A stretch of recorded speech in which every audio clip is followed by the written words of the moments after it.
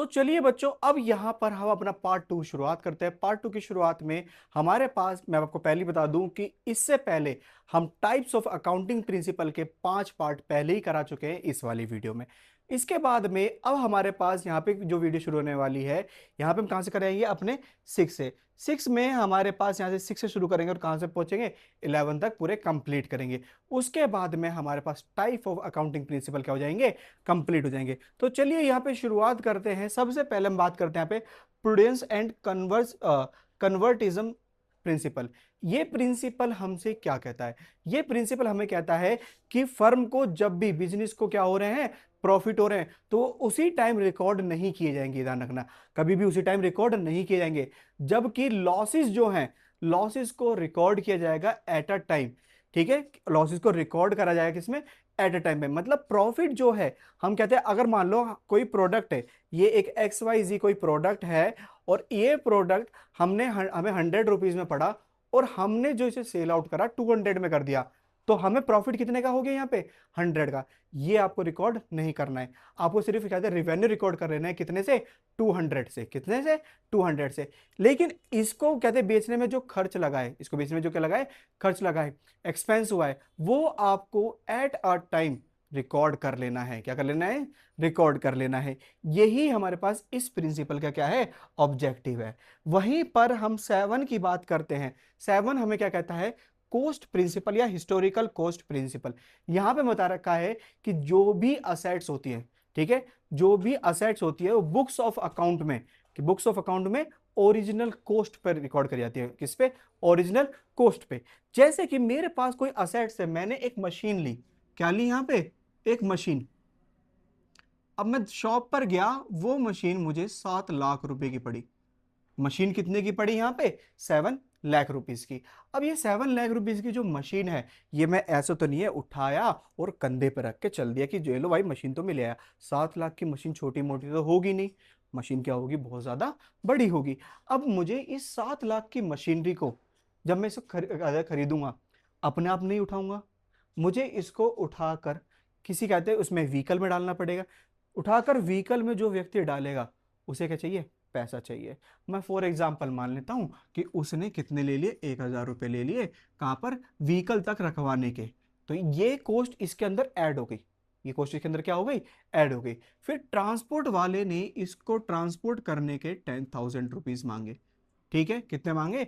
10,000 rupees. अब ये मेरे पास यहाँ पे अपने वर्कशॉप पर पहुंच चुकी है। वर्कशॉप पर पहुंची, तो अब गाड़ी से उतारने के लिए भी तो कोई चाहिए, जो फिर से कितने ले रहा है यहाँ पे? 1,000 रुपीज ले लिए उसने। चलो, तो हमारे पास अब ये कॉस्ट ऐड होती चली आ रही है। कॉस्ट क्या होती चली आ रही है? ऐड होती चली आ रही है। इसके बाद में जब इतना सब कुछ हो गया, फिर इंस्टॉलेशन करने वाला आया।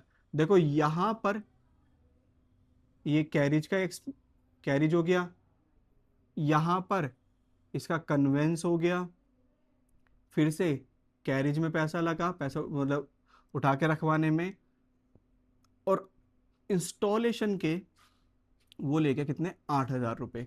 तो मैंने जो मशीनरी खरीदी थी, मैं 7 लाख से रिकॉर्ड नहीं करूंगा। इस पे जितना भी खर्चा हो रहा है सब कुछ इस पे क्या कर दूंगा? ऐड कर दूंगा। कितना खर्चा हुआ?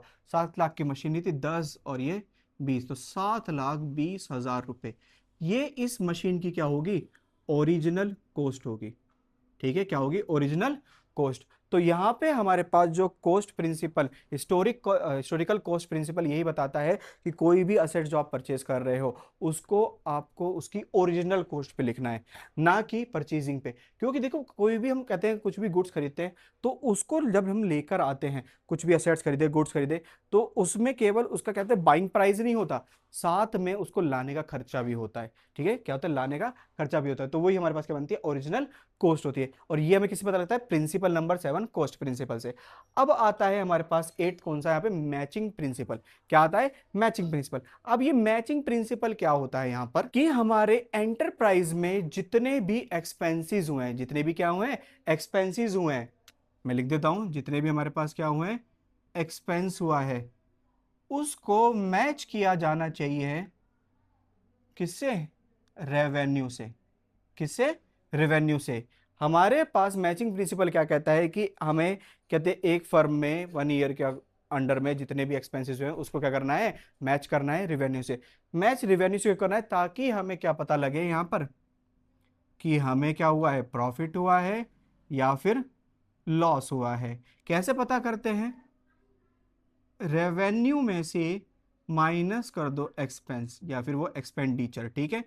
रेवेन्यू में से जैसे ही एक्सपेंस माइनस करेंगे तो हमारे पास या तो वैल्यू पॉजिटिव आएगी या फिर क्या आएगी, नेगेटिव, ठीक है, या तो पॉजिटिव या फिर नेगेटिव होगी।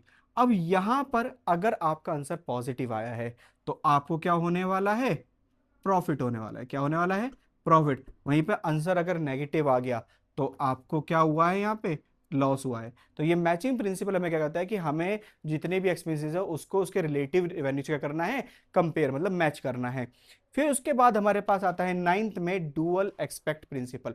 डुअल एक्सपेक्ट प्रिंसिपल में क्या कहता है यहाँ पर कि जो जितने भी डेबिट है उसी उतने ही क्या होंगे हमारे पास, क्रेडिट होंगे, जिसके अकॉर्डिंग हमारे पास में जो डेबिट साइड है वो किसके बराबर आएगी, क्रेडिट साइड के, जिसमें हमारे पास यहाँ पे फॉर्मूला बनता है कि जो असेट्स हैं वो बराबर होती है किसके, लायबिलिटीज प्लस में कैपिटल, कि all debit should be equals to all credit.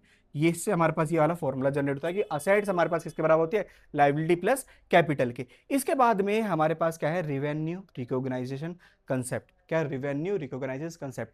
हमारे पास रेवेन्यू रिकॉग्नाइजेशन कंसेप्ट में क्या बताया जाता है यहाँ पर कि हमारे पास में जो रेवेन्यू है वो रिकॉग्नाइज करा जाएगा उसी पीरियड में जिस पीरियड में हमने उसे अर्न कर लिया है। क्या कर लिया है, उसे अर्न कर लिया है। यहाँ पर जो रेवेन्यू है 10 वाला है हमारे पास, ये वाला 9 था और ये वाला हमारे पास कौन सा था, 8, तो ये वाला 7। तो रिवेन्यू जो है रिकॉग्नाइज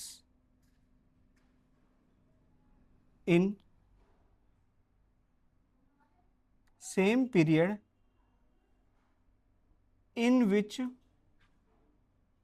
इट इज अर्न। इसका मतलब क्या है कि हमने कुछ भी गुड्स बेचा, कुछ भी गुड्स बेचा और उधारी पे बेच दिया, क्या हो रहा, उधारी पर बेच दिया, तो मैंने यहाँ पे अर्न तो कर लिया है ना। ये मेरी एक्रूड इनकम है। क्या है मेरे पास, एक्रूड इनकम। मेरे पास आज नहीं है लेकिन कल तो मिलेगी। तो जिस ईयर में मैंने रिवेन्यू अर्न कर लिया है उसी पीरियड में हमें क्या करना है, उसको रिकॉर्ड करना है। इवन चाहे वो हमें रिसीव हो गया हो चाहे वो हमें रिसीव नहीं हुआ है, हमारा रिवेन्यू उसी पीरियड में क्या करा जाएगा, रिकॉग्नाइज करा जाएगा। इसके बाद में हमारे पास में यहाँ पे 11th है। 11th क्या है, verifiable objective concept. Verifiable objective concept क्या कहता है कि जो हमारे पास यहाँ पर क्या कहते हैं, बिजनेस में एविडेंसेस होते हैं। एविडेंसेस का मतलब जो मैंने आपको पढ़ाया था कौन से चैप्टर नंबर 2 में, वाउचर में। किसमें, वाउचर में। वाउचर क्या होते हैं, एक कहते हैं एविडेंस होते हैं। क्या होता है हमारे पास, एविडेंस किसके, ट्रांजैक्शन के एविडेंस होते हैं। तो यहां पे बता रखा है जो एविडेंस होने चाहिए वो इंडिपेंडेंट एविडेंस हो। क्या हो, इंडिपेंडेंट एविडेंस। जैसे हमारे पास कौन से थे, cash memo, invoice. Simple independent evidence इसको इसलिए ही बोला गया है क्योंकि ये क्या है, फ्री फ्रॉम पर्सनल बेसिस। क्या हो, फ्री फ्रॉम पर्सनल बेसिस। ये हमारे पास ये 11th जो अकाउंटिंग प्रिंसिपल हमें इस चीज को शो करता है कि जो हमारे पास ये एविडेंस है कैश में वगैरह, ये इंडिपेंडेंट होने चाहिए, ये फ्री होने चाहिए। किससे, यहाँ पे पर्सनल बेसिस से। इस तरह से हमारे पास में टाइप्स ऑफ अकाउंटिंग प्रिंसिपल क्या होते हैं स्टूडेंट, कंप्लीट होते हैं। सो होप सो स्टूडेंट आपको ये सारे के सारे प्रिंसिपल क्या होंगे, समझ में आएंगे। साथ ही में इस कहते हैं अकाउंटिंग प्रिंसिपल की पूरी पीडीएफ, ये वाली पीडीएफ जो आपको चलती हुई दिख रही है, कहाँ मिल जाएगी, आपके डिस्क्रिप्शन बॉक्स में मिल जाएगी। वहां से डाउनलोड करना, आराम से पढ़ना और अच्छे तरह से अपने एग्जाम टेस्ट वगैरह सब कंप्लीट करना। तो आपको ये सब कुछ समझ आया है तो इस वीडियो क्या कर देना है, लाइक कर देना है। वहीं पर अपने दोस्तों के साथ इस वीडियो क्या कर देंगे, शेयर कर देंगे। और अगर आप इस चैनल पर नए हैं तो इस चैनल को सब्सक्राइब जरूर करें।